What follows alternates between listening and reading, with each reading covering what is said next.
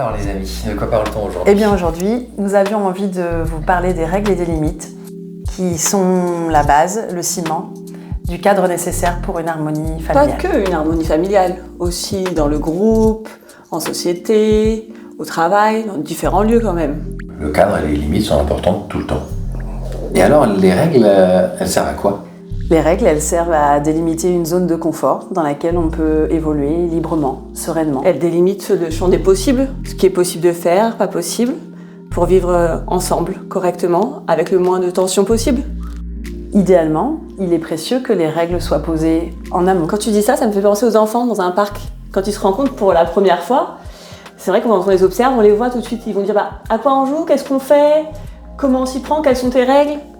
Et c'est vrai qu'instinctivement, l'enfant en fait, le met en place tout seul, naturellement. On dirait que tu ferais ci, que tu serais comme ça, moi je serais ça, et puis on va faire comme ci, exactement. Ça me fait penser au couple aussi. Quand un couple se rencontre pour la première fois, il va y avoir une modalité de réglage et de régulation qui va se mettre en place. Régulation, c'est des règles, pour se dire ça c'est possible, ça c'est pas possible, ça moi je suis d'accord, ça je suis pas d'accord. Sinon, ça peut être vite difficile quand on s'est pas posé. Du coup, ça se fait un peu naturellement. Puis il y a des fois où peut-être il faut un peu plus le formaliser. C'est intéressant de savoir un peu quand on pose ce cadre-là, quand est-ce qu'il est nécessaire de le faire peut-être. Au démarrage, au tout démarrage de la relation. Oui, le plus tôt possible. Oui, le plus tôt possible. Ce que tu disais en amont. Dès que quelque chose de nouveau se met en place, je pense qu'à chaque fois, là, il y a une redéfinition à poser. En fait, les règles, quand elles sont établies, elles permettent un référentiel commun au groupe. Elles doivent être clairement explicitées et posées pour que tout le monde puisse les comprendre et y adhérer. Ce qui me vient, c'est que de toute manière, le contrat moral dans une famille, dans un couple, existe. Il est souvent pas verbalisé ou peu verbalisé, et c'est ça le risque en fait.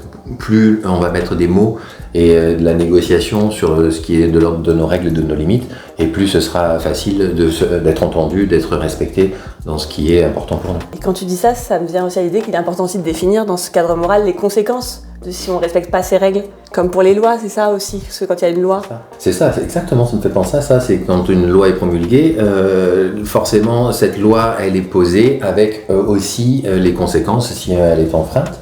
Et donc dans notre cas c'est un petit peu la même chose, c'est si on ne respecte pas telle règle, on sait qu'il va y avoir des conséquences dans notre couple, il va y avoir des conséquences nos parents, avec nos enfants, avec nos frères et sœurs, etc. Du coup, une fois que ces règles sont définies avec les conséquences qui sont impliquées derrière, si elles ne sont pas respectées, elles sont quand même amenées à être souvent testées, repoussées. À quoi ça sert ? Pourquoi ce besoin-là ? Moi, je crois que c'est extrêmement jouissif de déborder, de dépasser la règle et d'enfreindre la règle. C'est même un fonctionnement naturel et c'est aussi ça l'apprentissage de l'autonomie de la naissance à l'âge adulte. En effet, au sein de la famille, par exemple, c'est vrai que l'enfant, au fur et à mesure qu'il va grandir et qu'il va gagner en autonomie, va venir, en testant les règles, nous obliger, les parents, à réajuster ces règles-là et adapter au fur et à mesure de ses besoins et de ce qu'il est capable de respecter. Ça me fait penser à l'image de l'escalier. En fait, l'enfant, en grandissant, il monte les marches de l'escalier, il grandit, il s'autonomise. Et comme il s'autonomise, il a besoin que les règles, elles changent, elles soient un petit peu plus larges, pour lui permettre justement de grandir. Dans le couple, c'est un peu la même chose. La relation de couple dans la durée, c'est aussi comme un escalier. Il y a une évolution dans le couple et cette évolution, elle va nécessiter qu'on apporte des réglages parce que ce que je suis dans mon couple la première année de la relation va être différent à la 5e année, à la 10e année, à la 20e année, etc. Ou même, ça me fait penser aussi au groupe, tout simplement. Dans le travail, il se peut que chaque fois qu'il y a un protagonisme différent qui vient s'ajouter, forcément les places sont rejouées et du coup les règles peuvent être modifiées ou adaptées au fur et à mesure que le groupe grandit ensemble. Dans ce cas, on peut considérer que la période de l'adolescence, ça fonctionne aussi de la même façon. Et oui, je dirais que c'est ça, c'est vraiment l'idée de l'escalier.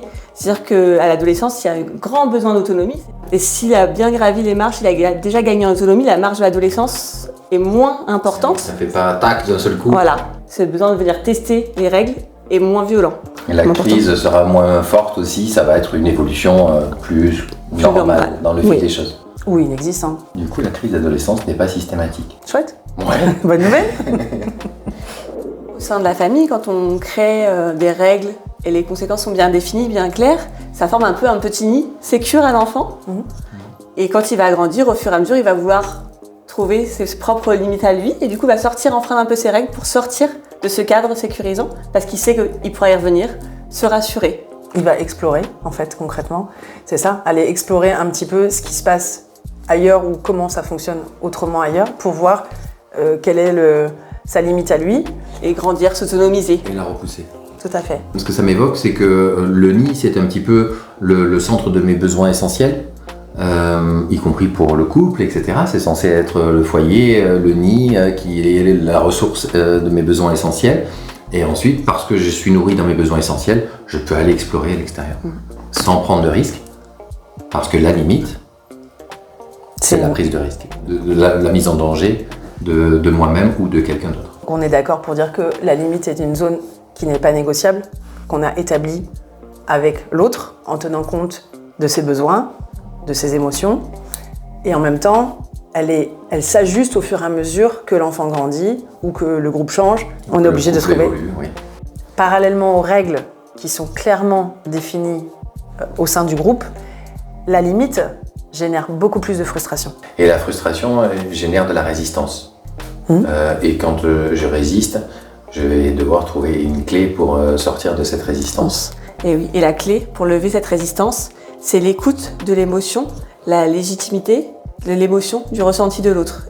Car quand on prend en compte son émotion, son ressenti, il est plus facile pour lui de lever sa résistance et de trouver un nouveau terrain d'entente et comprendre la limite. Négociation. Voilà, un espace de négociation ensemble pour trouver la limite commune. Si vous avez besoin d'être accompagné pour réajuster les différents cadres et règles de votre système familial, alors nous vous accueillons au Point Relais Famille. Et vous trouverez toutes les informations pour nous rencontrer et les contacts et les liens nécessaires en dessous de cette vidéo. À bientôt. À bientôt.